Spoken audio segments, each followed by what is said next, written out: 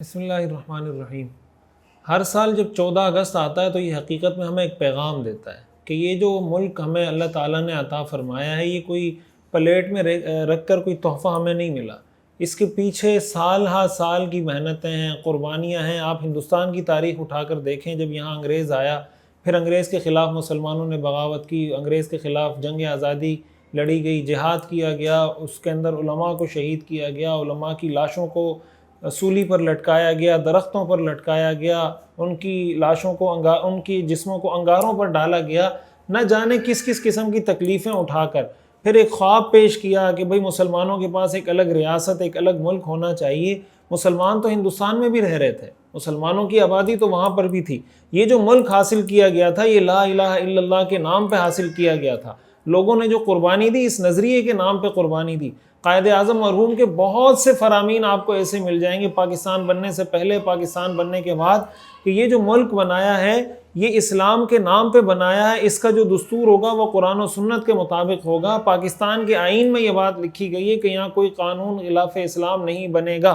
کوئی قانون اسلام کے خلاف اگر ہے تو اس کو اسلام کے مطابق ڈھالا جائے گا، اسلام کے مطابق بنایا جائے گا۔ جنرل ضیاء الحق مرحوم کے دور میں بہت سارے ایسے کام کیے گئے جس میں اسلامائز کرنے کی کوشش کی گئی۔ پھر اسلامی نظریاتی کونسل، وفاقی شرعی عدالت، سپریم کورٹ کی شرعی اپیلنٹ بینچ، بہت سارے ایسے ادارے قائم کیے گئے، بہت ساری ایسی کوششیں کی گئی تاکہ پاکستان کے اندر اسلامائزیشن کی کوششوں کو تیز تر کیا جا سکے۔ یہ ہم سب کی ذمہ داری ہے۔ 14 اگست ہمیں یہ پیغام دیتا ہے کہ جس مقصد کے لیے ہم نے یہ آزادی حاصل کی تھی، اگر ہم اس مقصد کو اب تک پورا کرنے میں ناکام ہیں، قرآن کریم میں اللہ تعالیٰ نے ارشاد فرمایا وَمِنْهُمْ مَنْ عَاهَدَ اللَّهَ لَئِنْ آتَانَا مِنْ فَضْلِهِ لَنَصَّدَّقَنَّ وَلَنَكُونَنَّ مِنَ الصَّالِحِينَ۔ اللہ فرماتے ہیں کچھ لوگ ہیں جو وعدہ کرتے ہیں کہ اگر اللہ ہمیں عطا کرے گا ہم صدقہ کریں گے۔ فَلَمَّا آتَاهُمْ مِنْ فَضْلِهِ بَخِلُوا بِهِ، اور جب اللہ عطا کرتا ہے تو بخل شروع کر دیتے ہیں۔ یعنی جب اللہ سے وعدہ کسی کام کا کیا تھا، اللہ نے نعمت عطا کر دی، وعدہ خلافی کی، اللہ فرماتے ہیں فَأَعْقَبَهُمْ نِفَاقًا فِي قُلُوبِهِمْ،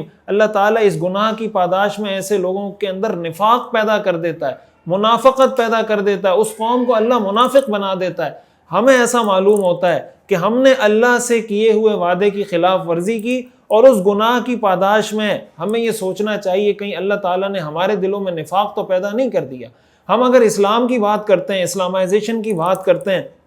ہمیں اپنے گھر سے آغاز کرنا ہوگا، اپنے گھر کے سسٹم کو اسلامائز کرنا ہوگا۔ جو ہم جاب کر رہے ہیں، جو ہم بزنس کر رہے ہیں، اس کو ہم نے اسلامائز کرنا ہوگا۔ ہم جس فیلڈ سے بھی وابستہ ہیں اس فیلڈ کو اسلامائز کرنا ہوگا۔ ہم نے اس کے لیے ان کوششوں کو سپورٹ کرنا ہوگا جو پاکستان میں اسلامائزیشن کے لیے ایک آئینی اور اخلاقی اور دینی طریقہ اختیار کیے ہوئے ہیں، اور ہر غیر آئینی اور غیر اسلامی طریقے سے اپنے آپ کو بچانا ہوگا۔ اگر ہم اس آئینی طریقے کو اپنا لیتے ہیں، ہمارے ہاں بہت سارے ایسے تعلیمی ادارے ہیں جو اس طریقے سے معاشرے میں چینج لانے کی کوشش کر رہے ہیں، اسلامی سکولز ہیں، اگر یونیورسٹیز کے حضرات ہیں وہ اس پہ فوکس کریں کہ ہم بچوں کی ایجوکیشن اس نہج پہ کریں، اس اسلوب پہ کریں جس میں ہم بچوں کی تعلیم کے ساتھ ساتھ اسلامی خطوط پر تربیت بھی کریں، تاکہ جو ہمارا ایس ایچ او ہو، ایس ایس پی ہو، ڈپٹی کمشنر ہو، کمشنر ہو، اسسٹنٹ کمشنر ہو، ڈی جی ہو، آئی جی ہو، جنرل ہو، کرنل ہو، وزیر اعظم ہو، وزیر اعلیٰ ہو، سارے ایسے ایک تعلیمی نظام سے ہو کر گزرے ہوں جس میں ان کی اسلامی خطوط پر تربیت بھی ہوئی ہو۔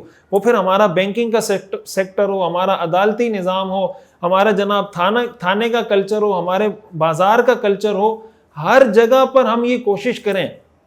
اس کے لیے جو سٹیک ہولڈرز ہیں، یہ 14 اگست پر ایک تجدید عہد کرنا ہوگا۔ ہم نے یہ عزم کرنا ہوگا کہ ہم نے اس ملک کو سدھارنا ہے، اس ملک کو کرپشن سے پاک کرنا ہے، خیانت سے پاک کرنا ہے، سود سے پاک کرنا ہے، 2 نمبری سے، اقربا پروری سے، جرائم سے، قتل و غارت گری سے، دہشت گردی سے، ان ساری چیزوں کا خاتمہ کرنا ہے۔ اور یہ اس وقت تک ممکن نہیں جب تک سارے سٹیک ہولڈر سر جوڑ کر بیٹھے نہیں، اپنی غلطیوں کا اعتراف نہ کریں کہ جہاں ماضی میں ہم نے جو غلطیاں کی ہیں ان سے ہم توبہ نہ کریں، اور آئندہ کے لیے کوئی ایسا عزم، ایسا کوئی باقاعدہ واضح پلان ہمارے پاس نہ ہو کہ ہم اس پلان کے تحت آگے چل کر اس معاشرے کو، اس ملک کو آگے ترقی کی طرف لانے کی کوشش کریں گے، اس وقت تک یہ تبدیلی اور بہتری نہیں آ سکتی۔ اس لیے ہم میں سے ہر ایک 14 اگست پر اس ذمہ داری کو محسوس کرے اور یہ کوشش کرے کہ میں نے اپنے تئیں، اپنے بس کے مطابق، اپنی استطاعت کے مطابق اس ملک میں اسلامائزیشن کے لیے آئینی اور قانونی اور دینی طریقے سے کوشش کرنی ہے۔